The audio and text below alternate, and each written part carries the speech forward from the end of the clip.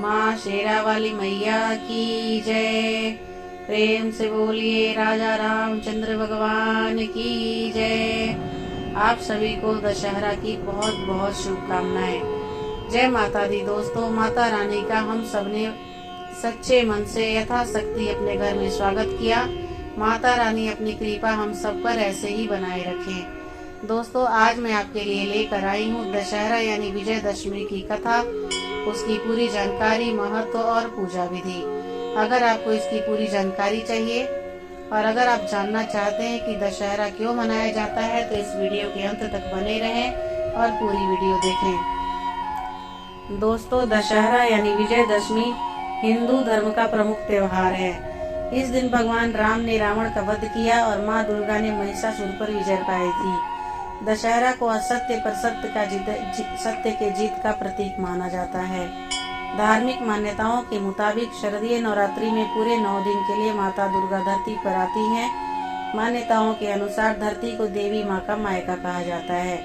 माता रानी के आने की खुशी में दुर्गा उत्सव धूमधाम से मनाया जाता है। दशहरा हर साल अश्विन मास के शुक्ल पक्ष की 10वीं तिथि को मनाया जाता है। हिंदू धर्म का यह एक महत्वपूर्ण त्योहार है। हर साल इस दिन रावण का पुतला बनाकर जलाया जाता है। तो आइए वीडियो की शुरुआत करते हैं। दशहरा का पर्व वर्षा ऋतु की समाप्ति और शरद के आरंभ का भी सूचक है। इस दिन माँ दुर्गा की प्रतिमा व कलश विसर्जन के साथ ही रावण पुतला का दहन भी विधान है। दशहरा के दिन नीलकंठ पक्षी के दर्शन करना अत्यंत शुभ माना गया है। दशहरा के दिन भगवान श्री राम, माँ दुर्गा, भगवान श्री गणेश व हनुमान जी की पूजा करना शुभ माना जाता है।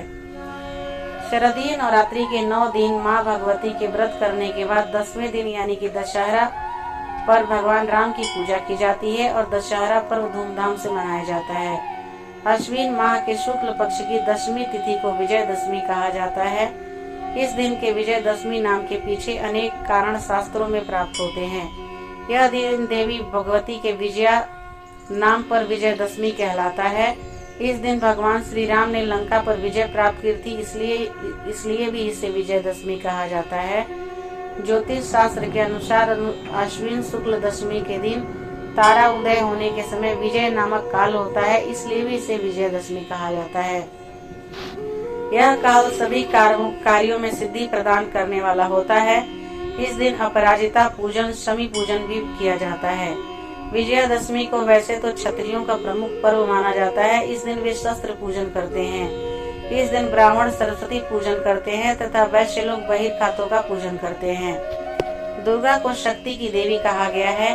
उनकी पूजा अर्चना का अपना महत्व है। इन 9 भक्त 9 दिनों तक माँ की शरण में रहते हैं।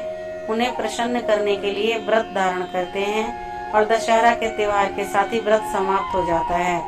दशहरा के पीछे कई महाकाव्य और कथाएं हैं। आइए उन दिलचस्प कथाओं पर नजर डालते हैं। सर्वगुण संपन्न श्री राम जी एक आदर्श पुरुष के रूप में शूरवीर, साहसी, पराक्रमी, विनम्र, आदर्श भाई, बेटा, पति, राजा के रूप में जाने जाते हैं। आज भी जनता पुरुषोत्तम राम के रूप में उनके आदर्श व्यक्तित्व का अनुसरण करती है। रामायण की कहानी मात्र युद्ध की कहानी नहीं है। इस महाभारत में उनके साथ लक्ष्मण जैसे भाई का साथ था। हनुमान, सुग्रीव व अनेक पराक्रमी साथ थे। इस कहानी ने इतिहास रचा जो एक संपूर्ण मनुष्य के व्यक्तित्व से जुड़ी सत्य की कहानी है। श्री राम जी की कहानी रामायण की कहानी भी है, जिसमें इस महायुद्ध का पूरा विवरण है। 9 दिनों तक चलने वाले इस युद्ध में रावण को हराना इतना आसान नहीं था, क्योंकि रावण जैसा पराक्रमी, ज्ञानी, शिव भक्त योद्धा को मारना नामुमकिन था। लेकिन रावण का एक पाप, सीता माता का उसने जो हरण किया था, इसके वजह से उसकी मृत्यु हुई। रावण को हराने के लिए श्री राम जी को शक्ति स्वरूप माँ दुर्गा की आराधना करनी पड़ी, जिसके फलस्वरूप माँ दुर्गा ने श्री राम जी को शक्ति प्रदान की और उन्हें समस्त देवी देवताओं का साथ मिला, जिनके सहयोग से श्री राम ने रावण वध कर जीत हासिल की। और इस युद्ध में महारथी, मेघनाथ, कुंभकर्ण, रावण की बलवान राक्षस सेना भी मारी गई। महिषासुर की कहानी भी एक पौराणिक कहानी है, जो एक ऐसे शक्तिशाली राक्षस की कहानी है जिसका सर भैंस का था और जिसने कठोर तपस्या कर ब्रह्मा जी से वरदान स्वरूप ये मांगा कि उसकी स्त्री के हाथों ही मृत्यु है।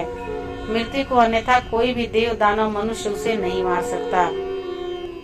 ब्रह्मा जी से वरदान पाकर महिषासुर बहुत शक्तिशाली हो गया था और तीनों लोक में अपना साम्राज्य स्थापित कर जगह जगह हाहाकार मचा रहा था, जिसके वध के लिए देवताओं ने शक्ति का आह्वान कर दुर्गा रूप को अपनी ज्योति शक्ति रूप में प्रदान की।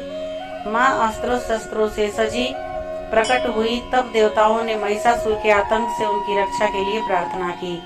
माता ने 9 दिन महिषासुर से घमासान युद्ध कर 10वें दिन उसका वध कर दिया। इस प्रकार अच्छाई की जीत हुई, जिसके विजय स्वरूप माँ दुर्गा की पूजा की जाती है। उनके दिन को पर्व के रूप में मनाया जाता है। महाभारत काल में पांडवों से कौरवों ने चौपड़ खेलने की शर्त रखी थी, जिसमें कौरवों ने उन्हें छल से हरा दिया और उनका सारा राजपाट ले लिया और 12 वर्ष तक वनवास और 1 वर्ष तक अज्ञातवास हारने की सजा स्वरूप पांडवों को भुगतना पड़ा। वनवास के 12वें वर्ष काटने के पश्चात जब पांडव अज्ञातवास का 1 वर्ष बिताने मत्स्य देश का चुनाव कर राजा विराट के यहाँ वेश बदल कर रहने लगे थे, उस समय अपने सभी अस्त्रों शस्त्रों को उन्होंने समी के पेड़ में छिपा दिया था, ताकि किसी की नजर न पड़े और वो सुरक्षित रहे।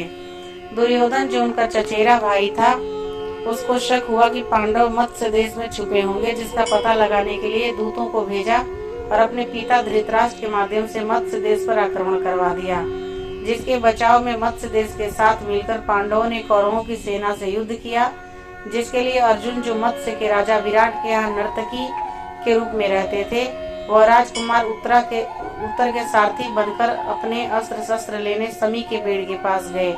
वह दिन अज्ञातवास का अंतिम दिन था और विजयदशमी भी उसी दिन थी। अर्जुन ने अपने अस्त्रों शस्त्रों से अकेले ही पूरी कौरवों की सेना को हरा दिया। ऐसी अनेक कहानियां दशहरे से जुड़ी है, जो दशहरे की महत्व को बताती है। तो दोस्तों, इस लेख से जुड़े दशहरे की मर्म, वहीं दशहरा से जुड़ी एक आम कथा का किसी युद्ध से कोई लेना देना नहीं है। यह एक युवा ब्राह्मण कौत्सा की कहानी है, जहां वह उसके गुरु ऋतु वारातंतु से गुरु दक्षिणा हेतु लगातार आग्रह करता है। उसके गुरु वारातंतु ने उससे 1400 लाख स्वर्ण सिक्के मांगे। कौत्सा ने राजा रघु से इस बाबत मदद मांगी, लेकिन तब तक राजा रघु उनका सारा कोष दान में खत्म हो चुका था। तब राजा रघु ने धन देवता कुबेर से मदद मांगी। कुबेर ने राजा रघु की मदद की और वृक्ष के इर्द गिर्द स्वर्ण सिक्कों की वर्षा करवा दी।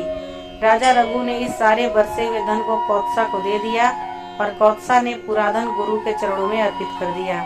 गुरु ने मांगी हुई दक्षिणा ही अपने पास रखी और बाकी को लौटा दिया। इस धन को अयोध्या की प्रजा में बांट दिया गया। इसी वजह से आज भी दशहरे के मौके पर अपाती वृक्ष के पत्ते बांटे जाते हैं। दोस्तों, जब सूर्यास्त होता है और आसमान में कुछ तारे दिखने लगते हैं, तो यह अवधि विजय मुहूर्त कहलाती है। इस समय कोई भी पूजा या कार्य करने से अच्छा परिणाम प्राप्त होता है। कहते हैं भगवान श्री राम ने दुष्ट रावण को हराने के लिए युद्ध का प्रारंभ इसी मुहूर्त में किया था।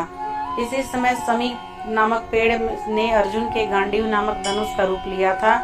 दशहरे का दिन साल के सबसे पवित्र दिनों में से एक माना जाता है। यह 3.5 मुहूर्त में से एक है। यह अवधि किसी भी चीज की शुरुआत करने के लिए उत्तम है। हालांकि कुछ निश्चित मुहूर्त किसी विशेष पूजा के लिए भी हो सकते हैं।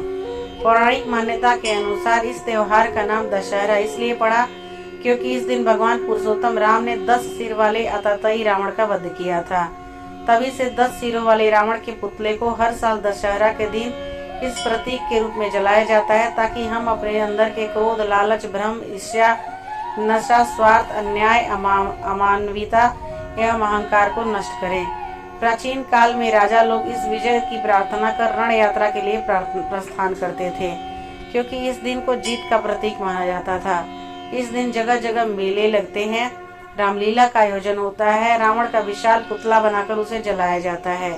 दशहरा अथवा विजयदशमी भगवान राम की विजय के रूप में मनाया जाए, अर्थात दुर्गा पूजा के रूप में। दोनों ही रूपों में शक्ति पूजा का पर्व है। हिंदू धर्म के प्रत्येक देवी का अपना महत्व है, जिसके चलते उन्हें माना जाता है, उसकी पूजा अर्चना की जाती है। माँ दुर्गा को शक्ति की देवी माना गया है। अश्विन नवरात्र के 9 दिनों तक भक्त उनकी पूजा करते हैं और उपवास रखते हैं। विजयादशमी को दशहरा और दूसरे नाम से भी जाना जाता है।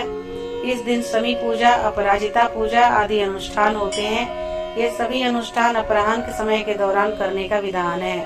दशहरा पर शुभ मुहूर्त में वाहन, शस्त्र, राम दरबार, माँ दुर्गा की पूजा भी की जाती है। जहाँ तक दशहरा की पूजा की बात है तो ये विजय मुहूर्त, अपराह्न काल और विजय मुहूर्त में की जाती है।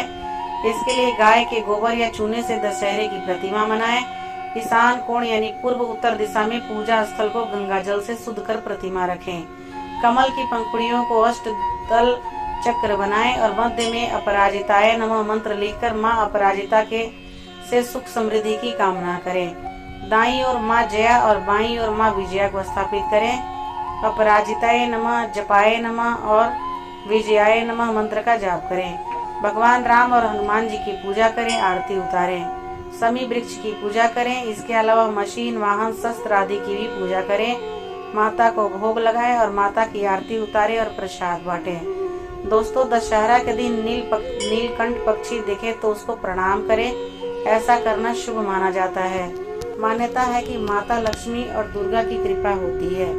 समी वृक्ष के नीचे पूजा कर तेल का दीपक जरूर जलाएं, इससे घर में सुख समृद्धि आती है। एक कथा के अनुसार रावण के वध के बाद भगवान राम और लक्ष्मण को ब्रह्म हत्या का पाप लगा था। इससे मुक्ति के लिए महादेव की आराधना की। इस पर भगवान शंकर ने नीलकंठ के रूप में दर्शन दिए और इस पाप से मुक्ति का मार्ग दिखाया। तभी से नीलकंठ देखा जाने लगा। इसके अलावा यह भी मान्यता है कि नीलकंठ से मन की बात कहने पर वह भगवान श्री राम तक पहुंचा देती है। तो दोस्तों, दशहरा की कथा, उसका महत्व और पूजा विधि आपको कैसी लगी मुझे कमेंट करके जरूर बताइएगा। अगर आप मेरे चैनल पे नए हैं और अभी तक सब्सक्राइब नहीं किया है तो मेरे चैनल को जरूर सब्सक्राइब कर लीजिए, ताकि मैं जब भी कोई वीडियो डालूं आपके पास नोटिफिकेशन जाए और आप मेरी वीडियो को देख पाएं और सुन पाएं। लेकिन अगर आप मेरे चैनल को पहले ही सब्सक्राइब कर लिए हैं तो दोबारा